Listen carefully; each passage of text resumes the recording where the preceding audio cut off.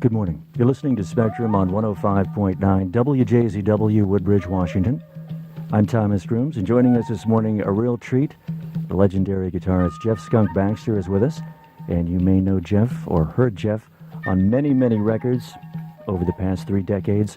Of course, I'm referring to Steely Dan, the Doobie Brothers, and Jeff, my mind is still reeling from reeling in the years with Ultimate Spinach. Good morning. Oh, my God. Good morning. Thanks for joining us on Spectrum. I know you've been a very, very busy person. You have taken on the task as honorary chairman for Jazzmatazz 2002, haven't you? Yes, an absolute treat. And it all benefits Children's Hospital, which is a very, very worthwhile cause. And you're very active, not only here on the East Coast, but on the West Coast also with community service. Well, one thing the Doobies were very well known for was their participation in Children's Hospital up in Palo Alto. We did a Christmas show every year for about 15 years. It's very, very rewarding, and the more you do it, the more you realize that you're just a lucky person to be alive, and being able to give something back was definitely worthwhile. Well, as you know, we're very proud of the staff and faculty here at Children's Hospital. And the 4th annual Jazzmatazz is quite a lineup this year. B.B. King is headlining. Right. A friend of yours. Yes, the Beepster. Yes. And B.B. King has been very influential on the music business, since the 40s, the late 40s when he started recording. Yeah, certainly an influence from myself and most of my guitar-playing contemporaries. Sure, I remember seeing him open up, I believe it was for like Blood, Sweat, and Tears, and his equipment didn't show up, so he played anyway with his little teeny amplifier. Oh, yeah. A real guitar player. Pulled it off in 1968. I think he was with Canned Heat at the time. Oh, Henry Bastine blew him off the stage. He was so loud. Henry, where are you out there, baby? But you are a Washington native. A lot of people don't know that. When we think of the guitar, we think of Link Wray, we think of Roy Buchanan, right. Nils Lofgren. Sure. But you're a native.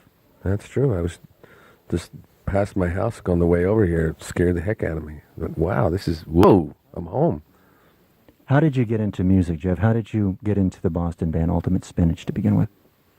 No, that one was easy. I was just working at Jack's drum shop and was getting a little tired of we had a little band called the Sid Caesar Trio, and we were playing up all the black clubs up in Dorchester. And Mambo Willie was our manager and was getting a little funky.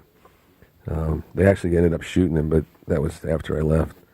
And somebody came in and said, "We're looking for a guitar player." And I jumped over the counter and said, "I'm your guy."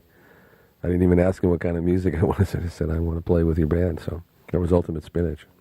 And you guys did a great rendition of The Reflections, just like Romeo and Juliet. One of my favorite songs on the planet. We actually did very well with the record. I was amazed.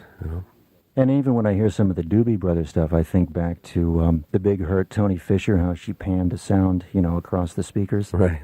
And you did that with Another Park, Another Sunday. Sure. A little phasing here and there, little finger on the tape, right on the capstan. Yeah. It all comes back. It all is recyclable, Sure. isn't it? Used to have to do all that stuff by hand. How did you join Steely Dan? Well, I was working in Boston in a band called, I was in Newbury Street. It was a studio, intermediate sound. We were doing a lot of studio work, and a guy named Gary Katz was in there producing a band called the Bead Game. Great band. And I don't know, I was doing something on the guitar, and Gary said, you should really come down to New York and work with Walter Becker and Donald Fagen.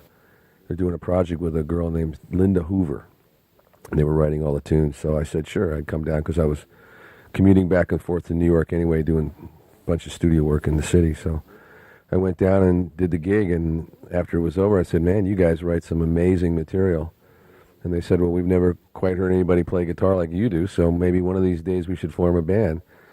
So we sort of made a pact. As the first guy that figured out how to get any money to do this would call everybody else up. So Walter and Donald got out to L.A. to do they got a publishing deal at ABC.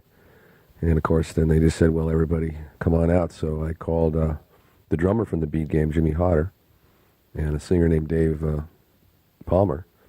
And they had another guitar player friend named Denny Diaz, a wonderful guitar player. And that was the band.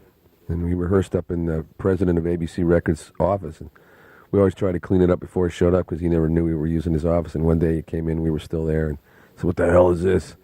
Says, well, this is Steely Dan. I said, am I paying for this? We said, well, you really should.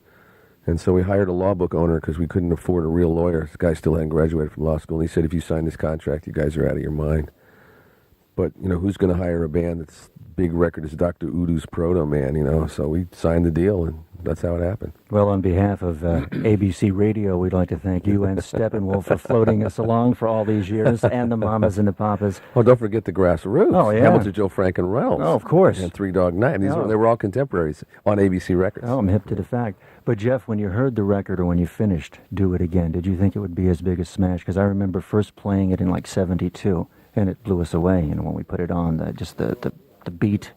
I had no idea. I mean, you really don't know. You think you did a good job, and we knew that the music was definitely different. But I remember driving down Sunset Boulevard, going to the Rainbow to have a pizza, and hearing it on the radio. And I turned to Jimmy Hodder and says, "Man, we're on the radio." He goes, "Yeah, we're on the radio. Let's go order 2 pizzas." So this is a big deal. Were you glad to see them inducted into the Rock and Roll Hall of Fame? Absolutely, of course. And what an eloquent speech. Who was the drummer? Jimmy Carl Black. That was his question. Who did Jimmy Carl Black drum for? The Mothers, of course, the Mothers of Invention. Right. But that was what I think Walter O'Donnell asked the audience during the induction, which was way cool. Then the second album came out, and there was a lot of folklore and rumor around here in the Washington area when you mentioned Annandale. Everybody thought, is that Annandale, Virginia? But it wasn't. No, I think it's a boys' reform school somewhere. Yeah. And then, speaking of President Bush, Pretzel Logic. Well, I like President Bush, actually. I think he's doing a hell of a job. But Pretzel Logic, it was a good record. And you did Duke Ellington, so the jazz influences are right there for you. Yeah, it was fun. We all decided each guy was going to take a part from the record and play it on a completely different instrument. So I figured, I'll transcribe the trombone part and play it on pedal steel. It was fun. When did you leave Steely Dan to go into the Doobie Brothers? Was it like 2 projects you were working on at the same time and then just went with the one that was the more, lucrative, or what? Well, it was by about 73, I was playing with both bands in a sense, as Steely Dan was opening for the Doobies, and the guys in the Doobie Brothers were saying, "Would you like to come up and jam with the band?" Of course, you play 1 song, 2 songs, 3 songs, 5 songs, 10 songs, and I was overseas with actually playing with the Doobies, just as a sort of a guest artist in England, when I got a call that Walter and Donald decided they didn't want to tour anymore. So I hung up the phone and said, "Well, I think that's the end of touring with Steely Dan." And Pat said, "Well, now you're in the Doobie Brothers." I went, "Oh, okay, thank you very much." You're listening to Spectrum on 105.9 WJZW. A real treat this morning. Our guest, the legendary Jeff Skunk Baxter, is with us, and he is the honorary chairman for the annual Jazzmatazz, which will be occurring on May the 3rd in Washington, D.C. at the Reagan International Trade Center. And it's going to be quite a lineup. You'll be hearing more about it as the days go on. B.B. King is playing. Jonathan Butler, another great guitarist from South Africa. Marianne Redmond singing. Mm-hmm. Ooh, great singer. Gerald Albright. Right. And who else? Oh, gosh.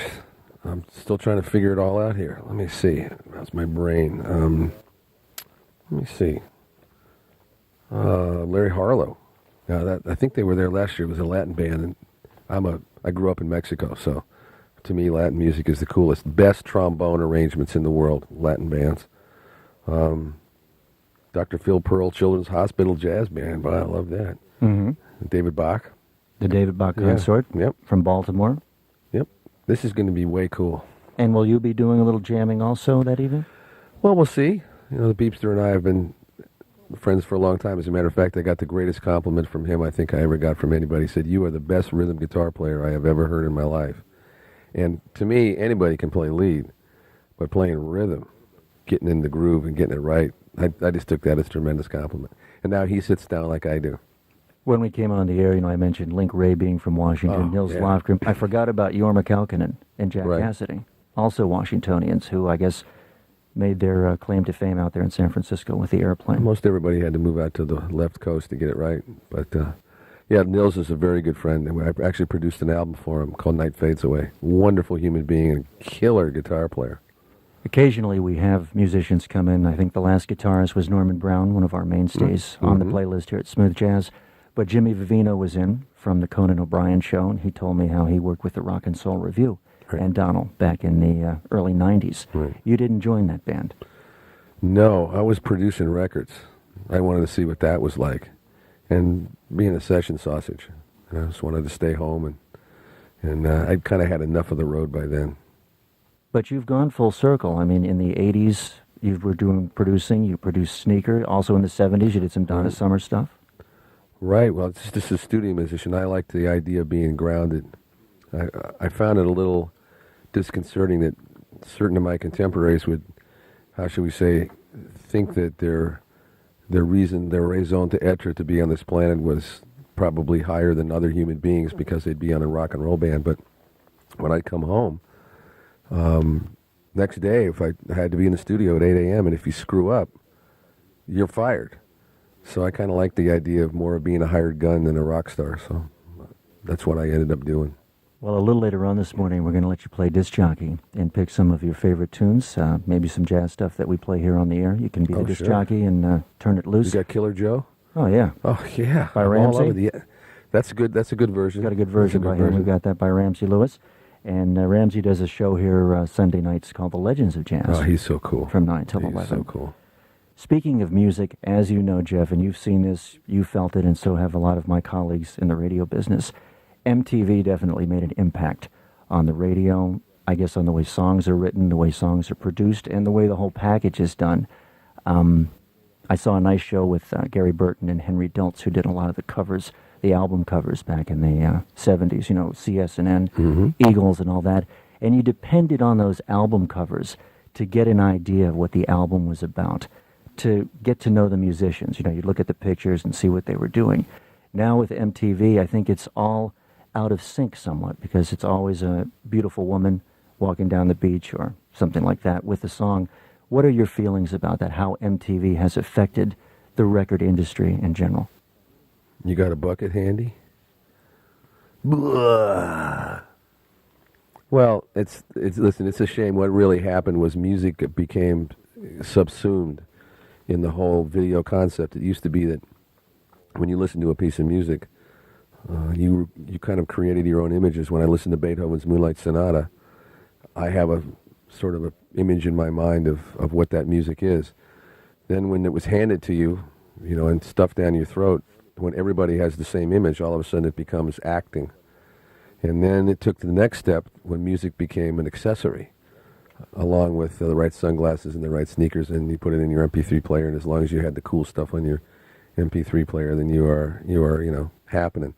So it's gone through some, what I think are not good changes, because the whole thing about music that's delightful is that it creates images in your own mind, and it allows you to basically use it as a medium to soar someplace. Having everything handed to you on a paper plate, to me, seems a little bit boring. But it hasn't affected the world of jazz, thank God. No, nobody does jazz videos. But they're live usually. There aren't jazz videos yet. I mean, you know, it hasn't affected the world of jazz. We should be happy about that. And I would love to see the world of jazz somehow become less than just tangential to the world of music, because there's some great jazz players out there now, young cats that really play. And the problem is the most radio is, and I don't mean to come down on radio too much, but it's become problematic in terms of getting new artists, especially in a genre like jazz. Classical's the same way. There's some great classical music out there, but where do you play it? As a matter of fact, where do you play Don Henley? How's he going to, you know, nobody plays his record on the radio. Makes great records, but doesn't fit the format, so I guess you got to go home, honey. But see, that's why I'm very proud of the smooth jazz format, and proud to say that I was the first voice to go on the air here. We play Craig Chiquiso. We play Slash. Oh, he plays great. And we will play you when you put out your smooth jazz record. Well, that would be fun. We'll make a record with it. I was thinking about making a Christmas album, actually. That's way cool. With us this morning, Jeff Skunk Baxter, formerly of the Doobie Brothers, Steely Dan, and Ultimate Spinach. And the Holy Molar Rounders, don't forget them. What happened to Peter? How's he doing? I haven't seen Peter Stemple in years, but he sure was a terrific guy. I mean, I hope he still is.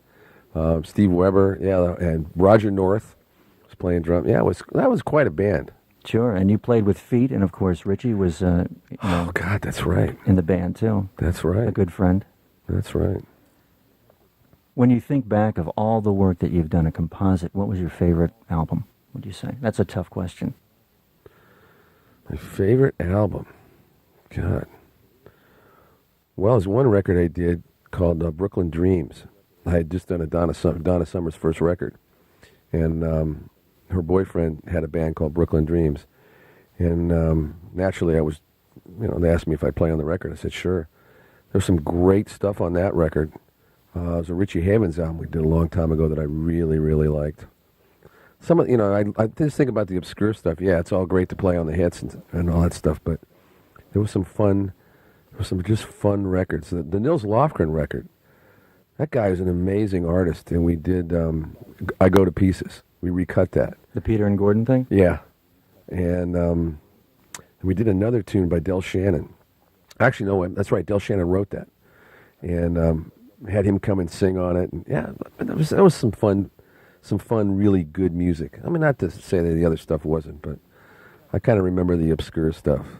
And while we were touching on videos and the impact of MTV in the music world, I can't stop thinking about the Midnight Special. Your first videos there, the Midnight Special and Don Kirshner. Yeah, I was playing in the house band. Yeah. We'd do 7 artists, and we'd use the last audience for the whole show. It was pretty cool, actually. I had a good time. And I was telling your buddy Peter that I have a video at home of you and Randy California and all the guitarists doing I Got a Line on You.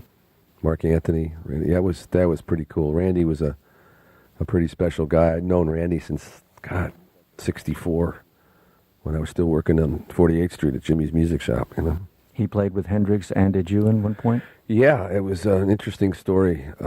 I was working at Jimmy's, and Dan Armstrong was trying to hire me because there were no guitars coming out of Jimmy's to be repaired. So he had just asked me if I wanted to work, and I said, "What are you going to pay me?" And I said, "I'll pay you $5 an hour." That's a lot more than $1.25 an hour to take 200 twin reverbs up 4 flights of stairs in the middle of August in New York. So I was just about to leave, and Jimmy James came in. He just was doing a gig at the Cheetah. And I traded him even a beat-up Fender Duosonic for a beautiful white Stratocaster, left-handed Strat that I just finished fretting and putting together. And he said, "Hey, I need a bass player for a couple days. Would you like to come down and play with us?" I said, "Sure." And it was down at the Cafe Wah. I mean, I probably played with him for a week. It wasn't like a huge thing. But I do remember, that was Jimmy James and the Blue Flames, and Randy was playing in the band, and Randy's dad. And then Chas Chandler came into the club, for the bass player for the Animals. And his wife came in with him, and she freaked when she saw Jimmy James. And then he just disappeared, and we went, I wonder whatever happened to him. And next thing we knew, it was a little record label called Track Records out of London with the Jimi Hendrix Experience. Well, rumor is that if Jimmy had lived, he would be playing smooth jazz today, and I think we have the evidence to back that up. I spoke with Bobby Lyle. He said they did some jam sessions. He was working on a jazz project, but it wasn't recorded, and his death was untimely, and that was the end of it. Well, Jimmy would go in late at night. I remember this because they did an album called P.J. Colt. We were the first band to actually record Electric Lady. Eddie,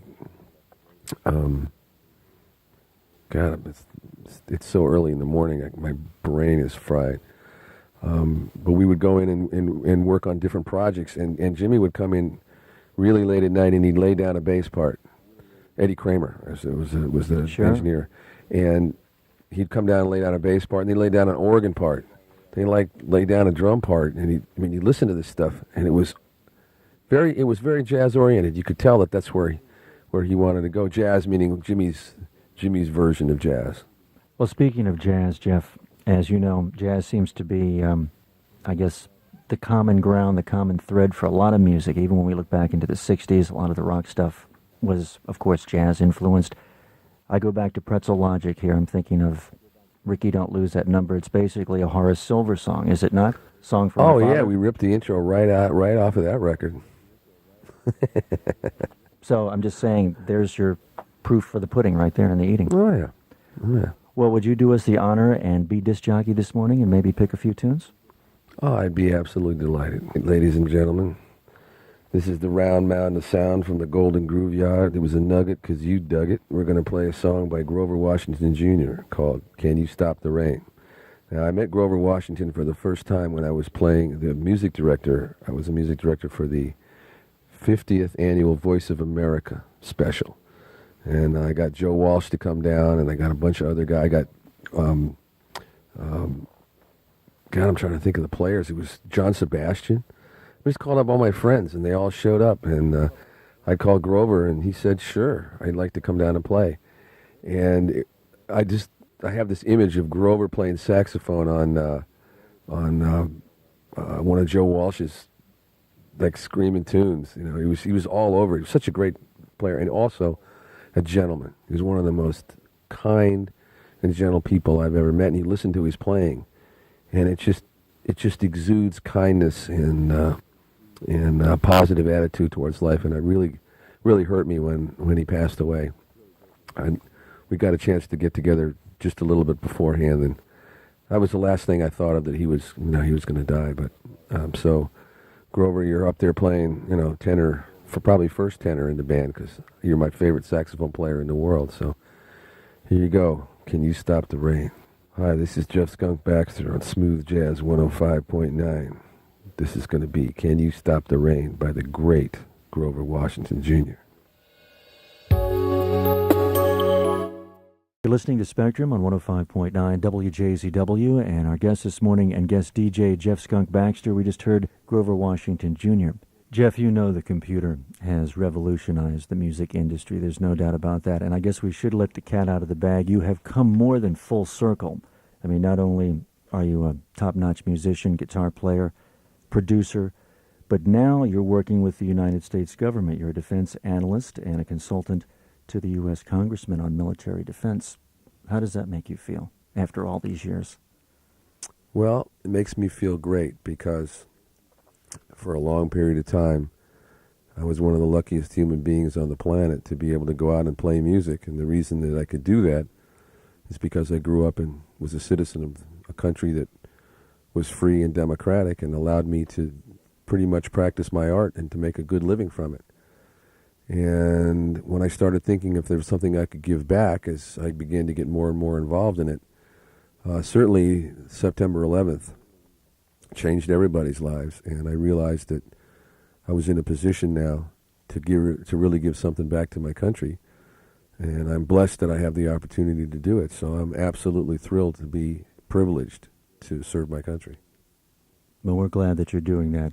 I want to say that from the bottom of my heart, and we're also very glad that you're here with us for Jazzmatazz, the 4th annual Jazzmatazz, which will be taking place on May the 3rd. We're urging everybody to come out because it's going to be a great evening. B.B. King is headlining it, as Jeff mentioned. Also on the bill, Jonathan Butler, the David Bach Consort, and many, many others. And, of course, Dr. Phil Pearl and his Children's Hospital Jazz Band will be performing. But, Jeff, as I said, the computer has revolutionized the music industry, and I guess the next topic would be Napster. What do you think about that, the kids downloading the music? Well, I'm of two minds. One part of me is thrilled that music is much more accessible, because the more accessible music is, the more people will be exposed to a potpourri of different things. The only problem I had with Napster was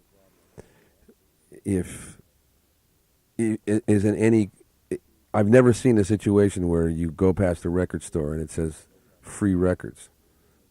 So the Napster thing began to bother me a little bit, because as a musician, if you want to make a living at it, you have to sell records, or you have to sell tickets to a concert, or you have to do a little of both. And I remember because I had an IMSI 88 computer. I mean, there was no keyboard. I was just flipping switches, working, doing programming in its most basic form. And when the computer began to be software driven, somewhere along the line, people thought that software didn't really exist, in a sense. It was a sort of an ether. It was something that came out of nowhere and didn't really have a substance, and therefore wasn't worth buying. So there was a whole lot of software swapping and a whole lot of software downloading, and where people would not pay for it. And somehow or other, when the record industry switched over to the CD and music became digital and became downloadable off a computer, there seemed to be an attitude of a generation of people that thought that it was just like software. And the trick was you didn't really have to pay for it. So somehow or other, they got into the habit of thinking that music was free. And, I mean, I suppose I could get into the deep stuff. I'm a big believer that America's strength is really in its culture. Yes, we have a great military and we have a great economy, but it's our culture that people want. People don't buy Japanese records, and people don't go buy French movies. Baywatch is the #1 TV show in Tehran at the moment. I mean, for some reason, American culture is what everybody wants. Now, if you believe that's true, and if you believe that your culture, that American culture is a pillar, like Joseph Nye, for instance, he wrote a wonderful article in Foreign Affairs Quarterly years ago, and he's up at the Kennedy School up at Harvard, and just wrote a book called Soft Power. If you believe that's true, then if you make it impossible for the artists in your culture to make a living doing their art, then eventually that part of the culture erodes. And I mean, I suppose I could make the argument that not paying musicians for their music is a national security issue. Good point, and that's well taken. And also, I guess I can make another point, and that would be proof positive again is the Doobie Brothers tune "Taking It to the." That would be proof positive again is the Doobie Brothers tune "Taking It to the Streets," backing up the Ford commercial. Yeah, Mikey's doing okay. That's a great thing. I love that. What a country we live in. We live in the greatest country in the world. Well, Jeff, why don't you set up a couple more tunes for us this morning and wake everybody up here on Spectrum? What would you like to play? Well, I know that this is probably, some guys would say this might be a little jive, but the Dave Brubeck Quartet playing Take 5, now that is one of the great records.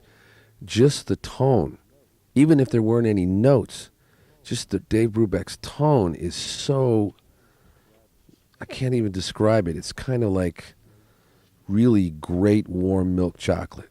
It's so cool.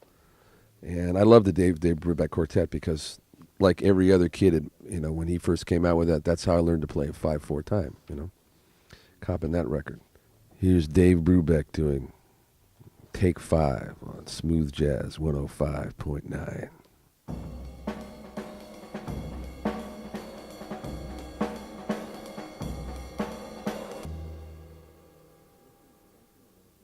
You're listening to Spectrum on 105.9 WJZW Woodbridge, Washington, and our guest DJ this morning, Jeff Skunk Baxter, the legendary Jeff Skunk Baxter, formerly with the Doobie Brothers, Steely Dan, Ultimate Spinach, and I believe you have, 18 platinum records to your credit these days?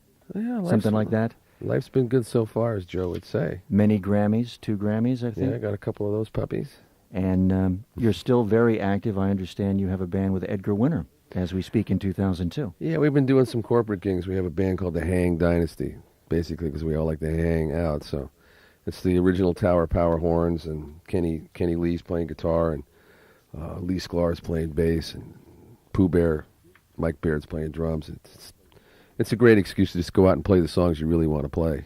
And those guys had a great session band called The Section. We used to play them right. years ago. Craig still goes out with Crosby, Stills, and Nash, I believe, doesn't he? Or is Craig still with us? Did Craig Don't know. Don't know either. Those were the days when you do like 7 records a day. But those days are over. Let's focus in now on Jazzmatazz, the 4th annual Jazzmatazz. I know you're excited about it, but why should everyone attend on May 3rd? Well, I think you should attend because you have no excuse not to. There's nothing bad about it. I mean, if you like good food, they got killer food.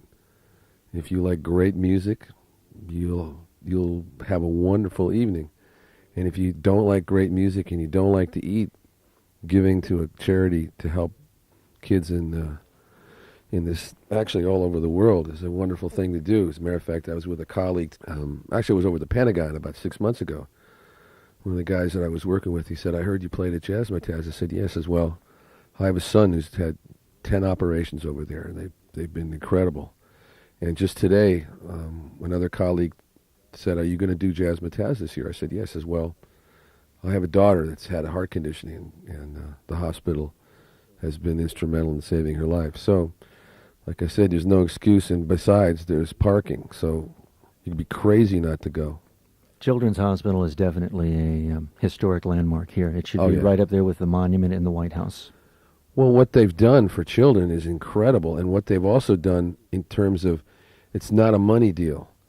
I mean, it's true we live in a society where, money talks and some people walk, but from what I can tell, they don't turn anybody away. If you've got a child that's got a problem, they will do everything they can to save that children's life and make that kid's life a lot better. That's amazing in the world today. And you can be part of that by attending May 3rd.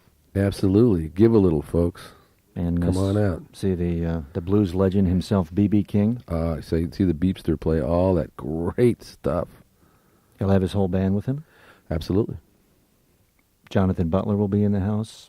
That's Terrific right. guitarist. That's right. So there's no excuse not to attend. And Marianne will be singing Like an Angel.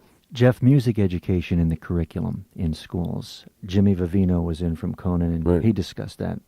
Very strong about it. He feels that a lot of kids get lost on the internet these days. They're not creative. And, of course, when Clinton was leaving office, the programs were beginning to get downsized. What are your feelings about music education in the curriculum? Well, I have very strong feelings about it. I think not having music in the curriculum is dangerous for a couple of reasons. First of all, it's like only taking English. You need to take another language. You need to be able to communicate with people in a different language. And music is a lot like that. Music is a way to reach into a part of you that is definitely nonlinear and allows you to communicate with people on a whole other level. Now, if you don't buy that, simply being able to train your children to think right brain, left brain, as opposed to just in a sort of a linear manner, people who are right brain, left brain can solve problems, can approach problems in a much, much different way. They can, they think on a multidimensional, multifaceted way. And having those kind of skills, especially in a world where eclecticism is really the main ingredient to become successful, is criminal not to teach that kind of thinking to a child. When it comes to recording, though, when we look at the new kids coming up, I saw an interview with Bob Dylan not too long ago, and he said if he was getting into the business today, he would become a doctor, because kids don't know where music came from. They're not researching its roots anymore. I don't know. I think there's a two-tiered deal going on here. There's the girl belly button bands, and then there's the boy bands, which is all wonderful, because when I was a young boy, we had the Bobbies. We had Bobby V, Bobby Vinton, Bobby Rydell, Bobby. We had all the Bobbies. And that was okay. You got to have the Bobbies. But on the other hand, if you go out to the clubs across the United States, and I travel a fair amount, so every once in a while I leave the hotel and go check out the local music scene, the blues is really the predominant kind of music that people play in clubs. I mean, there are the cover bands, but I'm just talking about the get-down stuff. People love the blues, and to me it's fascinating, because I'm wondering if that's a reflection of our country. Art is always a reflection of the society that it's into which it's embedded, and it says to me that people, even young kids, because you see a lot of young folks out there listening to this stuff, are looking for their roots. And I think after 9/11, more and more people are going to be looking to the roots of America, because they're going to be looking to America. And American music is, some people say the United States only created two original things, and one of them was jazz and rock and roll. So if that is indeed true, then the answer, or at least maybe the key to opening a certain part of our cultural heritage, is through music. So I see a lot of blues, and let's face it, the blues is the basis, the architecture, the structural fabric for just about every single kind of American music there is. Well, you have definitely been a mainstay in the American music scene with your playing over the years. I know we touched on Donna Summer, but you've played with everyone from Barbara Streisand to Jimi Hendrix, Billy Vera. You also played with him. Yeah, it's an interesting thing. We formed a band called Billy and the Beaters, and I won't go into how we got the name, but the idea was, we figured, okay, we're going to find the worst. We played at the Troubadour, so we'll pick the worst night, which is Monday. We'll take the midnight slot, which nobody will show up at, and all we'll do is drink and smoke cigars and play. Well, what happened is about 6 months later, on Monday night at midnight, there were lines around the block. I don't know what we were doing, but for some reason people loved it. So I had suggested to Alpha Records that we do a live record. And they said, nah, first of all, live records don't really do very well. You'll never get it on the radio, and if you do, you'll rarely get it played, and there's no way in hell you'll have a #1 record. So I said, oh, that's nice. So I booked 4 nights at the Roxy and rolled a 24-track mobile truck up to the Roxy, and we made this record. And next thing we knew, it was a #1 record. Actually, it was funny because when I found out it was #1, somebody called me up and said, Skunk, at this moment is #1. And I didn't know what to do. I didn't know who to call. So I picked up the phone and I called Q. I called Quincy Jones. And I said, man, you're not going to believe this. He said, what's going on, Skunk? I said, I got a #1 record. It's my first #1 record as a producer. I said, what are you doing? He says, I'm in the shower. I said, man, I'm sorry. He says, no, man, that's great. I'm absolutely thrilled for you. So I just couldn't figure out who else to call. But it was pretty cool. And the idea that you were sort of vindicated. There's something about that record live that really captured not only the band, but captured the way that people, perceived the band. Now, if we'd had a video at the same time, I'm not sure that would have worked. I'm not sure if it would have worked. And you also were working with Sneaker, I guess, a few years before that? Great band. Oh, man, what a band that was. What happened to them? Well, we had a pretty successful record. Of course, at dark 30 in the morning, I'm having a hard time remembering what that is, but I'll think of it in a second. It was like a top 5 record, and I was thrilled with it. When I first heard the music, I was thrilled with it. I said, I have to produce this. Ronald Luxembourg said, okay, let's go in and make a record. They did 2 records, and then they just sort of went their own ways. And you did work with the Blues Brothers, of course. Oh, that was a scream. Yeah, Dan Aykroyd and I have been friends for a long time, so anytime they open up a new House of Blues, he always gives me a call, and I end up playing with those guys. And then we did Blues Brothers 2000, which was the paramount of silliness and great fun. What's ahead for Jeff Skunk Baxter in 2002 and 2003? Well, it's hard to say. I'm really concentrating on this national security stuff. For good reason. I mean, you can't turn on CNN or Fox or anything and not see what's really happening in the world. It's a seminal change. We're at war. Whether you admit it or not to yourself, you need to understand that we are at war. We're fighting a different kind of war than we ever fought before, but we are at war. So I'm spending most of my time doing that. However, I've had a couple of opportunities just to play with some of my friends, and I think that's the thing that's going to keep me sane. And it may be that I'll have been able to make the contribution that I want. I would like to go out and do some playing. I just have to figure out how to work it into to the other side of my life. How did the project go with John Entwistle 10 years ago? It went great. It was one of those things where we played 3 gigs. And I remember we were playing in Aspen, Colorado. The first night we had 55 people. The next night we had 2,000. We had to do 4 shows, and the people were waiting around the block. It was really a great band.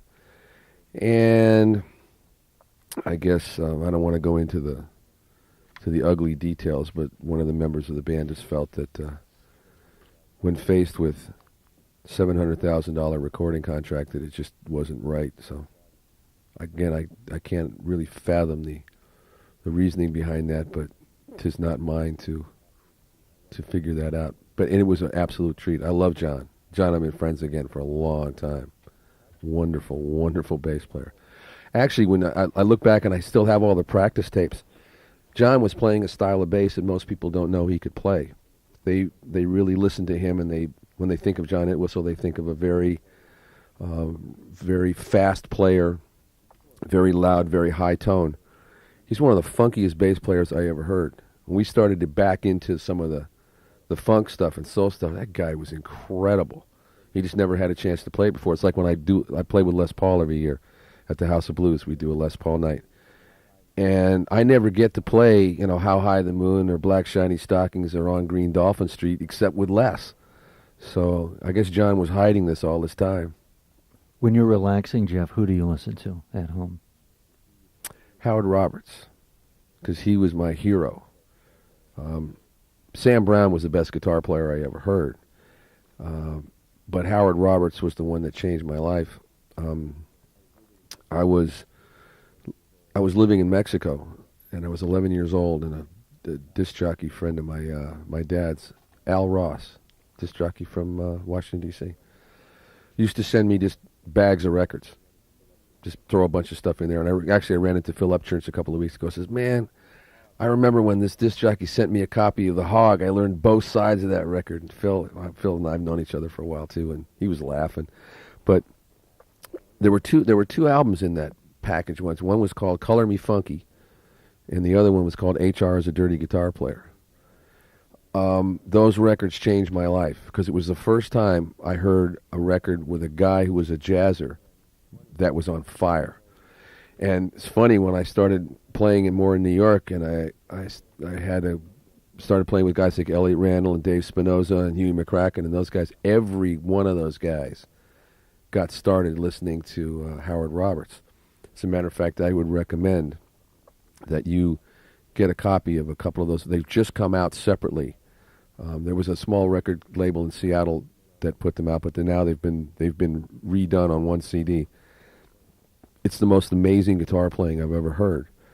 And then Sam Brown was my other mentor when I was working at Dan Armstrong's guitar shop on 48th Street. Because I was the young guy, my job was to play bass and rhythm.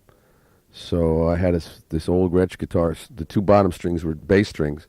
The top four were regular, and I was learning to comp bass lines and chords at the same time because I was like the rhythm guy. So, you know, about 12 noon, everybody would start to put the rest of we'd fix guitars from like 10 to 12, and that was it. And Eddie Deal would come in, Sam Brown, and I would just watch these guys play, and it was like going to the College of Musical Knowledge. I couldn't believe the incredible amount of talent that I got to play with. So, but I'd say Howard Roberts, and God bless him because he passed away a long time ago. One thing I did get to do for him, I got him a guitar synthesizer. Because I worked with Roland for years, and I remember when he started to play that thing, he never ceased to amaze me, that man. Great guitar player, greatest guitar player. What advice do you have for aspiring musicians this morning who are just starting out in the music business here in 2002? Aspiring musicians or aspiring guitar players? Both. Well, to aspiring musicians, I'd say don't quit your day job. To aspiring guitar players, there's two pieces of advice. One is always practice with a metronome. Because like I say, anybody can play lead, but to be a great rhythm player, you got to be able to get in the groove, and to do that, you have to keep time, and to keep time, you got to practice with a metronome. And number two is that you have a built-in music teacher. Most people don't utilize it, but it's called your voice. And it's something that's interesting. Most musicians can probably think up melodies that are much more complicated and complex than what their technical ability or their sort of vocabulary allows them to play. But if you practice and you sing at the same time, you'll find that your fingers go to places that you never thought they'd go to. And the more you do it, the more facile you'll become. I mean, for the first couple of weeks or 3 weeks, you may be only able to get 20% of what you're singing. And then 30, and then 50, and then 60, and then 80, and all of a sudden, you begin to realize that you are now completely linked up with the creative spot in your in the right side of your brain. So that's the advice I'd give. You're listening to Spectrum on 105.9 WJZW. A real treat this morning. Our guest, Jeff Skunk Baxter, is with us, and Jeff will be in town March 3rd for the 4th annual Jazzmatazz to benefit Children's Hospital, and we're urging everyone to attend. B.B. King is headlining. Gerald Albright is on the bill. Jonathan Butler, the David Bach Consort, Larry Harlan's Latin Legends Band, and Mary Ann Redmond Band here from Washington, and Dr. Phil Pearl and the Children's Hospital Jazz Band, and more all on the bill for Jazzmatazz 2002. Before we wrap up, I know you're going to spin a couple of more tunes, and I know you're going to play The Thrill Is Gone by B.B. King, and I also see that you have Craig Jaquiso queued up. Any particular reason for that? You have the... Well, I like Craig. I think he's a great player. He's actually one of the more underrated players I've ever heard. Also, while I'm here, I have to plug my buddies. Colonel Tom Parker, great band. Yeah, I gotta plug my buddies before the sun comes up. Colonel Tom Parker is the name of the band. Gilby Clark's playing guitar. Well, I'm trying to... Theo likes to be known as Teddy Zigzag, but it's Theodore Andreopoulos playing keyboards and singing, an awesome player. And Slim Jim Phantom's playing drums. Killer band, back to the rock and roll roots. It's not jazz, but it's sincere, which is a nice thing these days. But you guys got to come down to Jazzmatazz. Please come down. I think you'll have a really fun night. There's a smorgasbord of food. There's a smorgasbord of music. I understand the salad is ultimate spinach. Oh, absolutely, with probably a chocolate watch band and maybe a strawberry alarm clock for dessert. Incense and peppermints. That's right. That's right. For everyone who attends. You're listening to Spectrum on 105.9 WJZW. A real treat this morning. Our guest, Jeff Skunk Baxter, who is here in town for the 4th Annual Jazzmatazz 2002, happening May 3rd at the Ronald Reagan International Trade Center. And we're inviting everyone to join us to benefit Children's Hospital May the 3rd in Washington, D.C. B.B. King is headlining. And if you want more information, you can log on to smoothjazz1059.com. Jeff, before we wrap up, I know you're going to play one more tune. I see you have B.B. King queued up, and I know you have a friendship with him. Oh, I love that man. I dearly love that man. Let's see, what should we play? How do you describe a sunrise on Maui? I mean, how do you describe the feeling of the warm rain in the jungles of Borneo on your face? And how do you describe the pleasure of a great single malt going down the back of your throat? And what do you do when you hear the voice of God? Well, you say, hey, BB, it's great to hear you. So I'd like to play a tune now by the Beepster, Mr. B.B. King. So, ladies and gentlemen, on Smooth Jazz 105.9, the thrill is gone.